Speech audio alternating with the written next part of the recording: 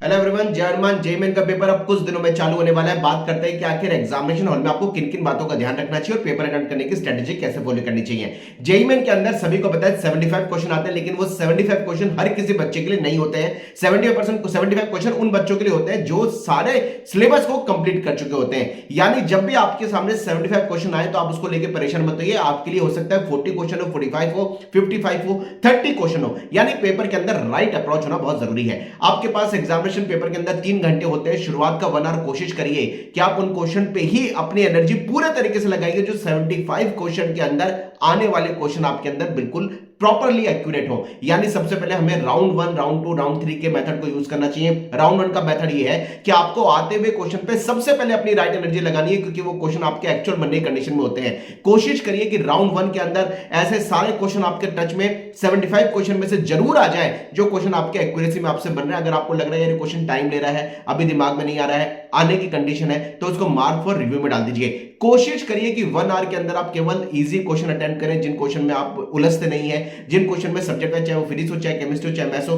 लेकिन आप एक्यूरेट करने पर उसमें अपने मार्क्स को निकाल पाते हैं। कोशिश करिए कि 1 आवर से आपका स्टार्टिंग का जो 1 आवर है वो कॉन्फिडेंस बिल्ड करने के लिए होता है। कोशिश करिए कि आपका कॉन्फिडेंस बिल्ड हो, फिर आप आगे के लिए फाइट करें। लास्ट का 1 आवर जो होता है ये पेपर को सिस्टमेटिकली रैप अप करने के लिए होता है। ध्यान रखिए जिन क्वेश्चन का आपने मार्क फॉर रिव्यू में रखा हुआ है उनको पेपर के टाइमिंग फिनिश होने से हाफ एन आवर पहले कम से कम जरूर अटेम्प्ट कर लें। कोशिश करिए कि पेपर के अंदर आते हुए क्वेश्चन मार्क फॉर रिव्यू वाले क्वेश्चन होने के बाद ही आप लेंथी क्वेश्चन में अपना टाइम का बर्बाद करें, क्योंकि इजी क्वेश्चन के भी +4 मार्क्स हैं, टफ क्वेश्चन के +4 मार्क्स हैं, और लेंथी क्वेश्चन हो या शॉर्ट क्वेश्चन उनके +4 मार्क्स हैं। मार्किंग स्कीम सारे क्वेश्चन की सेम है। इस चीज का ध्यान रखना आपको बहुत ज्यादा जरूरी है कि आप एक्सपेक्टेशन लेकर के पेपर मत जाइए कि भाई मैं इतने क्वेश्चन अटेम्प्ट करूंगा तो मेरी ये परसेंटाइल आएगी, आज का पेपर तो टफ आ गया। अगर आपको लग रहा है कि 4-5 क्वेश्चन टफ आ रहे हैं, लेकिन आपको लग रहा है यार मूड ऑफ हो गया कि शुरुआत के क्वेश्चन मुझे नहीं आ रहे, प्लीज पेपर में आगे जाइए। क्योंकि कई बार जेईई के अंदर बच्चों को देखा है कि बच्चे शुरुआत के क्वेश्चन में अटक के बैठ जाते हैं कि यार ये पेपर बहुत टफ आ गया, मेरे से हो नहीं रहा, मेरे से तो शुरू के 5 क्वेश्चन नहीं आए, लेकिन पेपर मुझे आगे बढ़ जाना चाहिए। ध्यान रखिए हर क्वेश्चन को माइंड के हिसाब से फ्रेमिंग लेकर के चलिए कि भाई इस क्वेश्चन का इंडिविजुअल जो टाइम फ्रेम है वो ये रहेगा। हर क्वेश्चन को टाइम फ्रेम में लेकर के कोशिश करिए। पेपर के अंदर कभी भी एक्सपेरिमेंट मत करिए कि भाई मैं पहले फिजिक्स करूं या केमिस्ट्री करूं या मैथ्स करूं। जो आपका एक्सपीरियंस रहा है पेपर को अटेम्प्ट करने का, उसी के अकॉर्डिंग आपको पेपर को सॉल्व करना चाहिए। यानी एक्सपीरियंस का फायदा लेना चाहिए, एक्सपेरिमेंट से बचना चाहिए। ध्यान से समझिए, पूरे पेपर के अंदर वही क्वेश्चन आपके लिए इंपॉर्टेंट है जो क्वेश्चन आपको बेस्ट आते हैं। कोशिश करिए पैनिक अटैक एग्जाम में ना आए कि भाई ये तो बड़ा भारी पेपर आ गया, अब तो मेरा कुछ नहीं होगा। इन सब चीजों से बचिए। आज तो मेरे इतने मार्क्स नहीं आ रहे भाई, परसेंटाइल तो कुछ आएगी नहीं। ये हर किसी बच्चे के ऊपर अलग अलग तरीके से एप्लीकेबल होता है।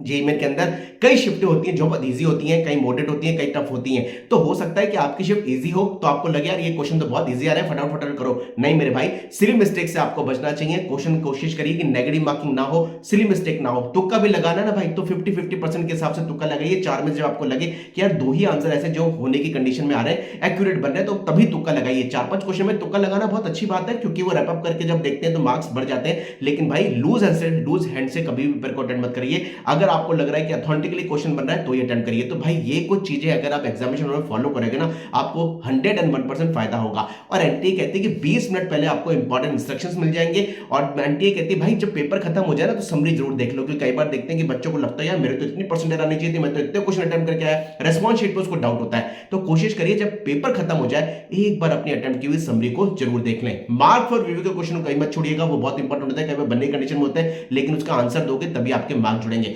कोशिश करिए इन सब चीजों को फॉलो करिए, एग्जामिनेशन आपका अच्छा जाएगा। कमेंट बॉक्स में लिखिए अपनी queries. Wish all the best. जय हनुमान।